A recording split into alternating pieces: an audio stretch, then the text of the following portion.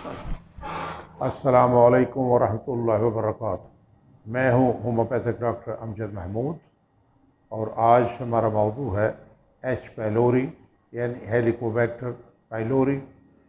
ये एक bacterial infection है जो मैदा को ज़्यादा मुतासर करती है और ये हर उम्र में हो सकती है।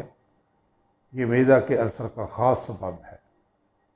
अगर आपके पेट और कमर के निचला हिस्से में दर्द रहता है या आपके खाली पेट दर्द होता है या मतली होती है या कै होती है या भूख की कमी हो गई है या अफारा रहता है या आपको डकार ज़्यादा आते हैं या आपके वज़न में अचानक कमी हो गई है और तज़ाबियत भी रहती है, तो फिर आपको इन अलामात देख के अपने डॉक्टर से रजू करना चाहिए ताकि वो आपको इसका बेहतर मशवरा दे सके और अगर टेस्ट की ज़रूरत हो तो वो आपका टेस्ट करवा सके।